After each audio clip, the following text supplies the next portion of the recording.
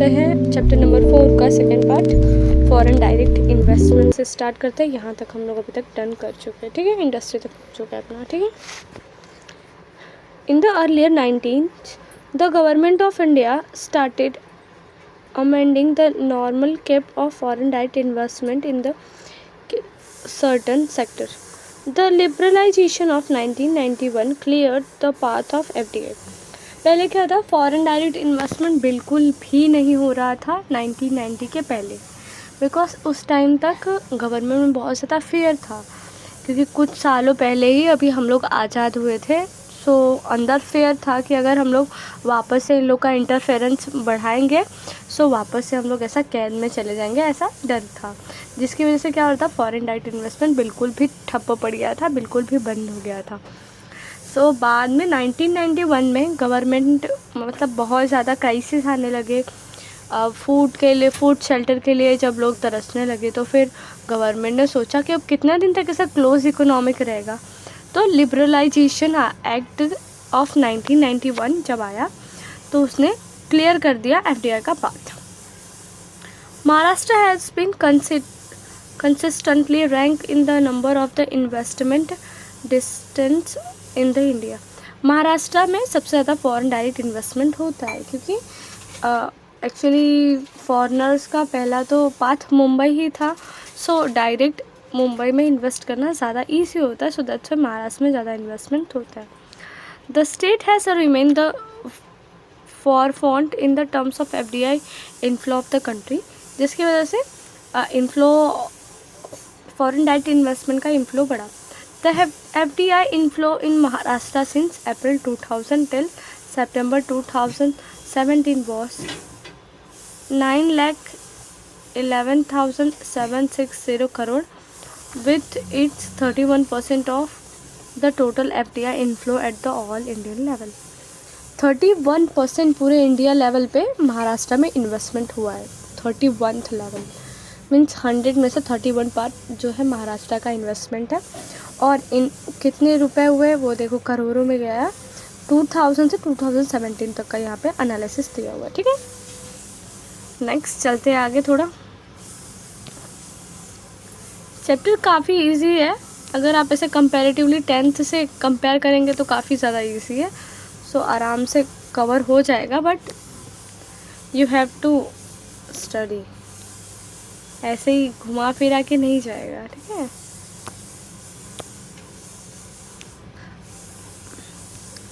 General problem in the industrial sector, क्या problem थी industrial sector में, जनरली कौन सी प्रॉब्लम अराइज हो रही थी। Delay in government procedure, government procedure में बहुत ज़्यादा डिले हो रहा था। Lack of opportunity for skill development का अपॉर्चुनिटी कम थी। लैक ऑफ अपडेट टेक्नोलॉजी भी बहुत कम थी, जिसकी वजह से मतलब अभी नया लॉन्च हुआ था तो इतनी ज़्यादा अपडेट नहीं थी। लैक ऑफ इंफ्रास्ट्रक्चर फैसिलिटी भी बहुत कम थी। लैक ऑफ मोटिवेशन की कमी। Development programs, lack of development मतलब डेवलपमेंट का कोई नया प्रोग्राम ही नहीं आ रहा था। एक्चुअली जब नया कोई चीज़ आता है तो उसको सीखने में कुछ टाइम लगता है। सो ये सब प्रॉब्लम्स आ रही थी। रीजनल इम्बैलेंस सबसे ज़्यादा अराइज होता है, क्योंकि लाइक हर जगह के स्टेक अलग अलग होते हैं, हर जगह की प्राइस अलग अलग होती है, हर रीजन में प्राइस डिफ़र करता है। सो जिसकी वजह से इन्वेस्टमेंट में असर पड़ता है, ठीक है। Major undertake by the government industrial development, कौन सा मेजर गवर्नमेंट ने लिया किसके लिए, इंडस्ट्रियल डेवलपमेंट के लिए। अब आप ही बताइए कौन सी प्रॉब्लम अराइज हो रही थी। जो प्रॉब्लम अराइज होगी उसके हिसाब से गवर्नमेंट मेजर लेगी ना। सब देखते हैं। Single window clearance internal to provide all clearance the existing process of investor. क्या किया गवर्नमेंट ने, सिंगल विंडो सेल दिया, मतलब कि तुम्हारा जो भी काम है तुमको बहुत ज़्यादा इधर भाग दौड़ करने की ज़रूरत नहीं है। अगर आपको इंडिया में इन्वेस्ट करना है, आपको हम लोग सिंगल विंडो क्लियरेंस देंगे। आप एक ही जगह पे आपका सारा काम करके आप हटा सकते हो, आपको बहुत जगह इधर उधर जाने की ज़रूरत ही नहीं है। Maharashtra industry trade investment facility was introduced to provide online consideration about the investment process. क्या किया महाराष्ट्र ने खुद से एक स्टेप लिया कि उन्होंने अपने बारे में, अपने ट्रेड और इन्वेस्टमेंट के बारे में ऑनलाइन सब कुछ डाला, जिसकी वजह से वो लोग पहले से इंफॉर्मेशन गेन कर सकते हैं. Award from export performance, rent subsidies to approve the small scale industry to encourage the participation in the industrial innovation. मतलब क्या किया, अब अवॉर्ड किया, मतलब ज़्यादा से ज़्यादा एक्सपोर्ट को बढ़ाने की कोशिश की और स्मॉल सेक्टर को भी डेवलप करने का प्रयास किया गया. अगर स्मॉल से स्मॉल पर्सन अगर आगे जाएगा तो उसके बाद अपना पर कैपिटा इनकम बढ़ेगा और पर कैपिटा इनकम बढ़ने से इकोनॉमिक ग्रोथ होती है. ठीक है, सो इसलिए ज़रूरी था ये भी. ठीक है, creation of special economic zone. Special economic zone create किया जिसमें सब लोग मतलब ऐसा इकोनॉमिक जोन लाए जिसके अंदर फॉरेन डायरेक्ट इन्वेस्टमेंट ज़्यादा से ज़्यादा हो सके और मार्केट में अच्छा इकोनॉमिक डेवलप हो जाए. Maharashtra state industrial develop program is being the implement all over the state development small medium and micro entrepreneur. तो क्या हुआ, जब FDI आया तो जो स्मॉल माइक्रो और मीडियम एंटरप्रेन्योर्स हैं उनको भी डेवलप करने का बहुत ज़्यादा कोशिश की गई, ताकि सब लोग का अगर एक जगह का सब कुछ विकसित हो जाता है, सब कुछ आगे बढ़ जाता है, सो वो डेवलप्ड हो जाता है कंट्री, वो एरिया डेवलप्ड हो जाता है. तो इसमें महाराष्ट्र ने एक मेजर रोल प्ले किया. सो आगे चलते हैं. Service sector.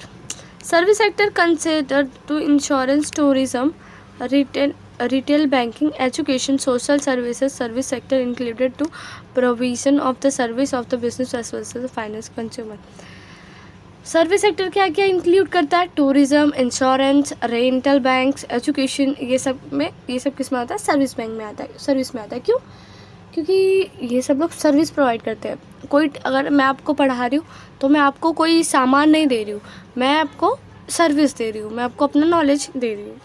ठीक है, तो ये सर्विस जब लेते हैं तो क्या हो जाता है? सर्विस सेक्टर में उसका नाम. सर्विस सेक्टर का भी कंट्रीब्यूशन बहुत अच्छा रहा इकोनॉमिक डेवलपमेंट के लिए.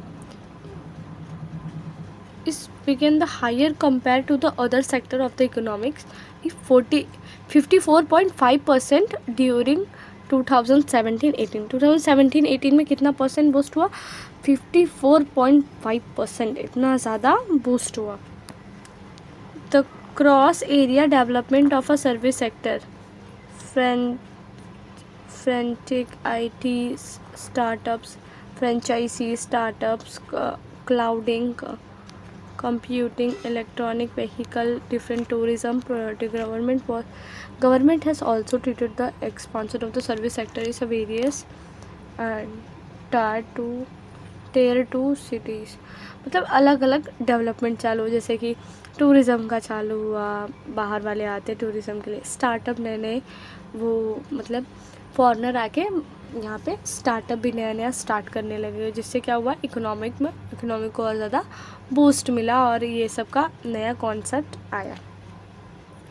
ठीक है. Core area of service sector. Infrastructure is a basic requirement of the economic development.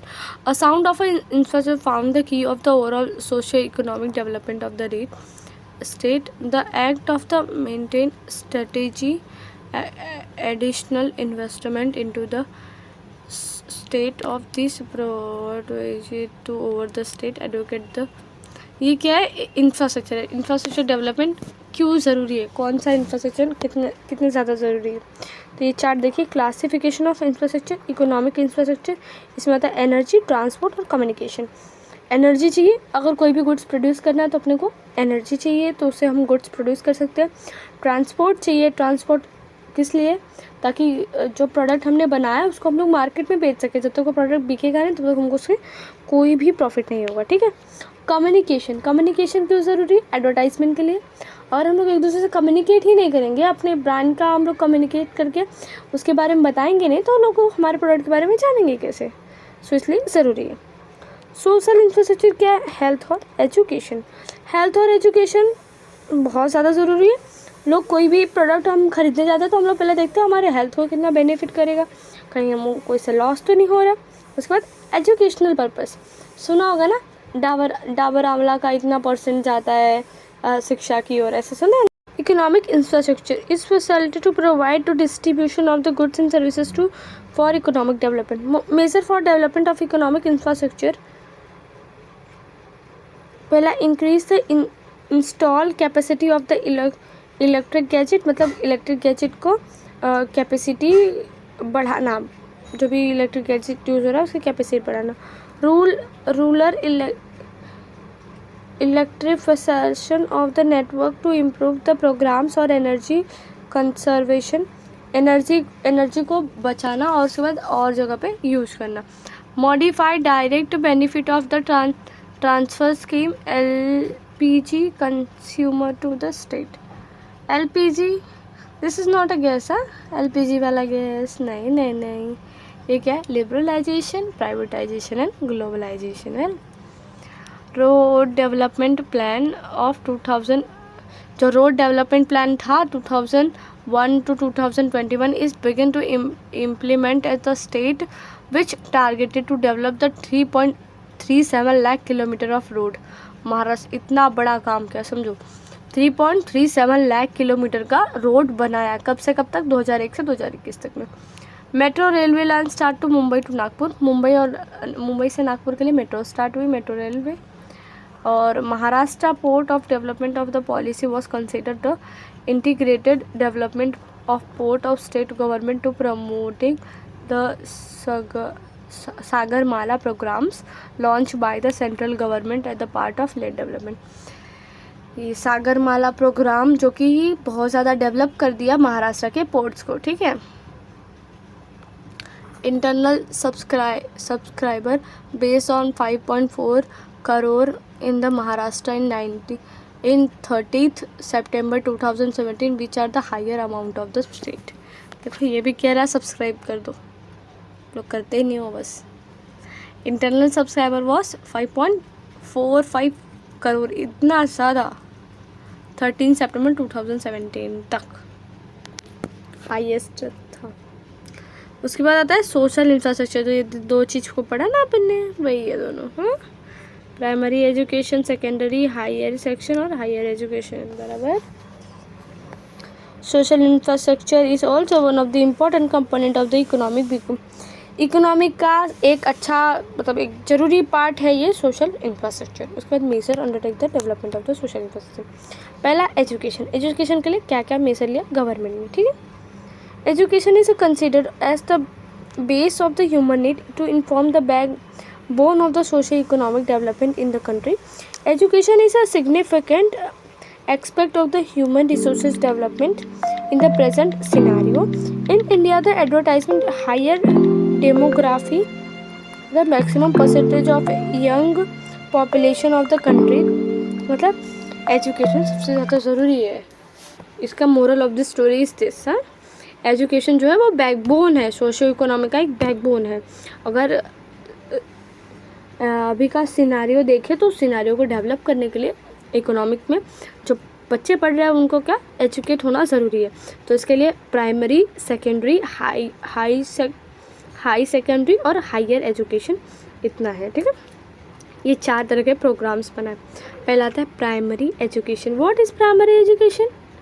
Means 6 to 14 years provide the free और कंपलसरी एजुकेशन टू, कौन सा, ये याद रखना, सर्व शिक्षा अभियान SSA। तो उसे कितने लोग ने पढ़ा? 19486 स्टूडेंट्स ने पढ़ा। एक्चुअली एक बात बताऊँ, मैं भी अभी तक मीन्स सरकारी प्राइवेट ऐसे टाइप के पढ़ते, मैं भी वैसे ही पढ़ते आ रही हूँ, मेरे कॉलेज भी वैसे ही हुए। सो ये तो बेस्ट है। Salute to Maharashtra government, salute to Indian government. I like this program very much. उसके बाद सेकेंडरी और हायर एजुकेशन, उसमें क्या है, राष्ट्रीय माध्यमिक शिक्षा अभियान, इसके तहत माध्यमिक शिक्षा अभियान के लिए भी इंडियन गवर्नमेंट या फिर महाराष्ट्र गवर्नमेंट इन्वेस्ट करती है अपने एजुकेशन के लिए। एजुकेशन सबसे बड़ा सेक्टर है ऐसा देखा जाए तो आज के तौर पे। उसके बाद सेकेंडरी और हायर सेक्शन, उसमें देखो इतने सारे स्कूल, इनरोलमेंट ऑफ 6.66 लोगों को, इतने ज़्यादा लोग को उन लोग ने क्या किया, इनरोलमेंट दिया। Higher education, apart from the university of the primary education, the government of Maharashtra take the effort also the higher education helps to create the technical and skilled human resources which is an important input और necessary overall the economic development। Economic के overall development के लिए सबसे ज़्यादा ज़रूरी है higher education. जितना ज़्यादा एजुकेशन होगा उतना लोगों के सोचने समझने की क्षमता बढ़ जाएगी और वो और लोगों को एजुकेट करेंगे और ज़्यादा टेक्निक सीखेंगे, जिसकी वजह से हमें किसी और पर डिपेंड नहीं होना पड़ेगा और हम लोग खुद डेवलप होने लगेंगे। That's why education is first need. So, higher education helps to create the technical skill human resources which is an important necessary overall the economic development. The 22 state of university which is 4 university are agriculture और university of health science core, मतलब ये बता रहे कितनी university किस किस के लिए है।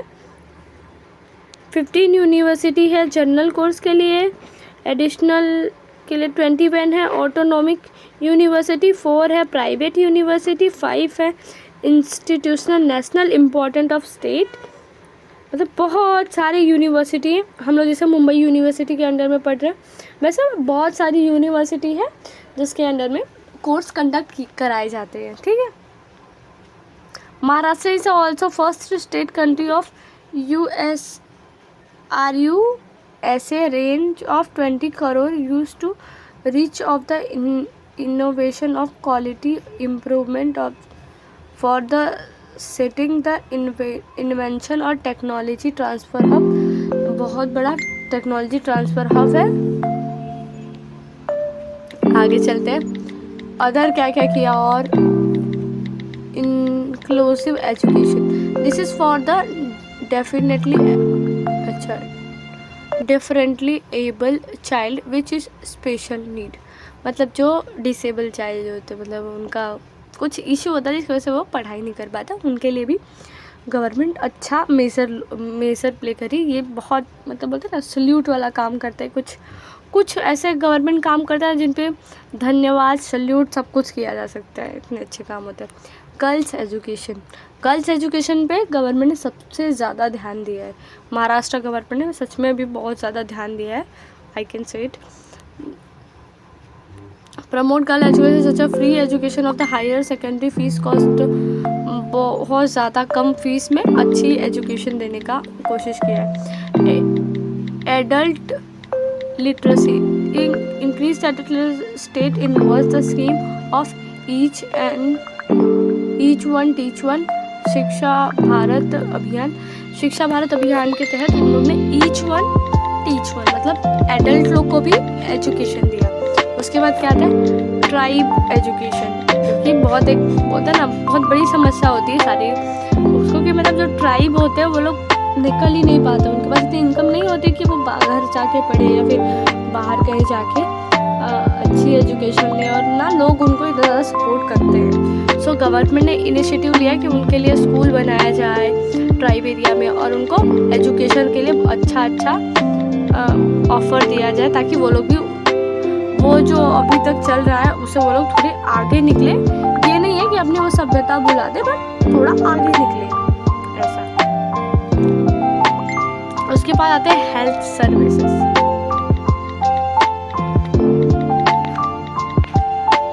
लास्ट वन पेज है तो इसको करके हटा देते हैं।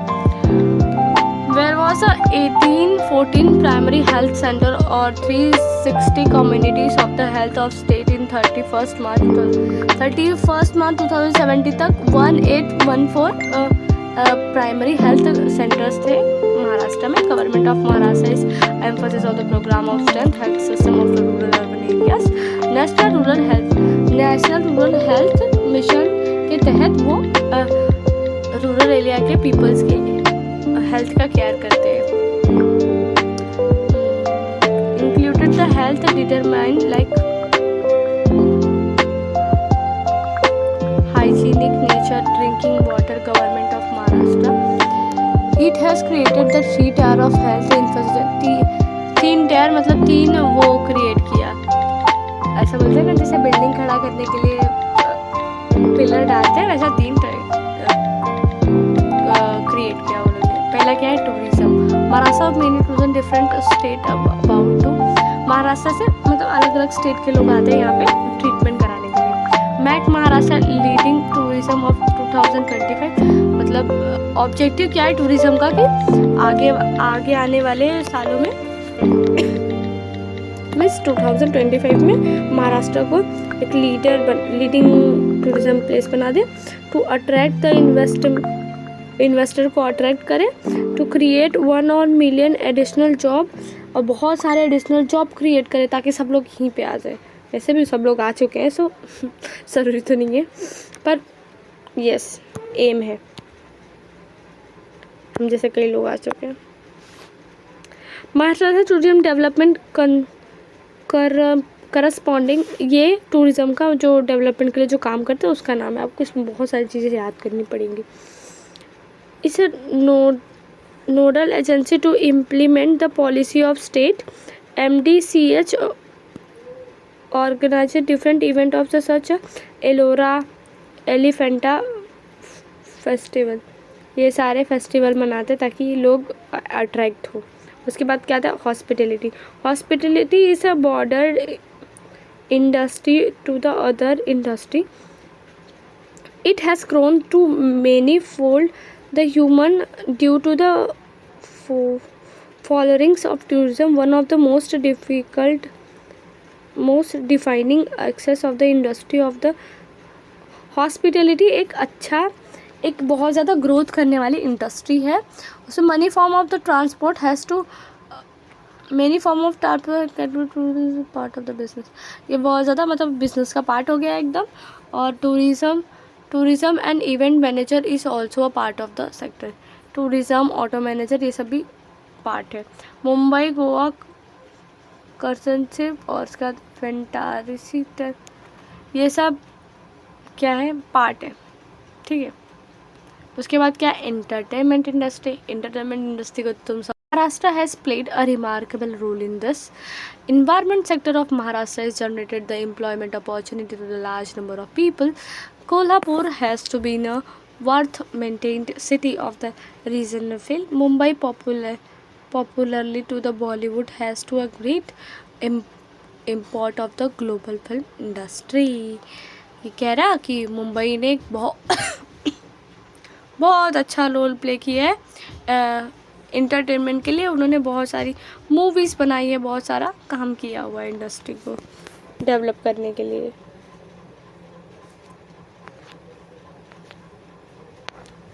होप सो गाइस आपको सब समझ रहा होगा।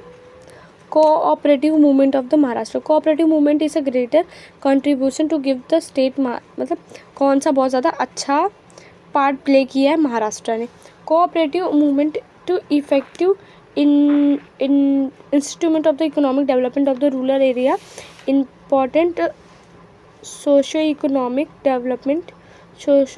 condition under the provided in the Maharashtra basis of the nature of cooperative society, the value of self-help, domestic education और solidity। मतलब महाराष्ट्र की जो कॉरपोरेटिव मूवमेंट है वो भी बहुत ज़्यादा उठ के सामने है। सेल्फ हेल्प करो, अपनी हेल्प करो, ये सारा उसमें ये सारे पार्ट्स हैं। पहला एग्रो प्रोसेसिंग, एग्रीकल्चर का प्रोसेसिंग बढ़ाया, एग्रो मार्केटिंग बढ़ाया, शुगर कॉरपोरेट को भी हेल्प किया, फिशिंग कॉपरेटिव को भी हेल्प किया, कॉरपोरेट ऑफ डेयरी सोसाइटी, मतलब छोटे छोटे सेक्टर को भी ये लोग ने हेल्प किया। मतलब कि ऐसा नहीं हुआ कि बहुत ज़्यादा डेवलपमेंट होने की वजह से छोटे सेक्टर वाले एकदम दब गया, बिकॉज डेवलपमेंट सबसे होगा। अगर हम लोग फूड प्रोवाइड नहीं करेंगे, फूड नहीं करेंगे, तब कुछ भी होने वाला डेवलपमेंट नहीं है। जब हम नेसेसरी चीज़ें हम अगर दूसरी जगह से लाएंगे तो डेवलपमेंट कहीं भी पॉसिबल नहीं है। सो कहाँ कहाँ पे डेवलप किया, एग्रो प्रोसेसर मतलब जब खेती बढ़ाई, खेती को मार्केट तक पहुंचाने का काम किया। शुगर कोऑपरेटिव मतलब जो शुगर कैन होता है उसको उगा के उसका शुगर बनाया, ये सारा काम किया, ठीक है। टेक्सटाइल इंडस्ट्री, हाउस सोसाइटी, बहुत सारा काम किया। As of 31st March 2000 has above the 1.9 lakh cooperative society in the state, which about the 5.25 lakh members. तो इतने 5.2 लाख मेंबर्स मिलके कोऑपरेटिव सोसाइटी का मतलब स्टेट के कोऑपरेटिव सोसाइटी में है। अभी आ जाता है एक्सरसाइज पार्ट। अगर आप बोलेंगे तो मैं सॉल्व करके दे दूँगी, बट नहीं बोलेंगे तो भी मैं सॉल्व तो नहीं करूँगी, बट मैं स्क्रीनशॉट अपने टेलीग्राम चैनल पे भेज दूँगी। महाराष्ट्र का जो टेक्स्ट बुक होता है उसका स्क्रीनशॉट मैं भेज दूँगी। यू हैव, अगर आपको कॉपी करना है कॉपी कर लो, आप इसको लिख के प्रॉपर याद कर लो word to word. Easy chapter है, अच्छे से याद हो जाएगा। कोई इशू होगा तो कमेंट बॉक्स में कमेंट कर दो, no issue, I will reply. Thank you for watching, bless you all.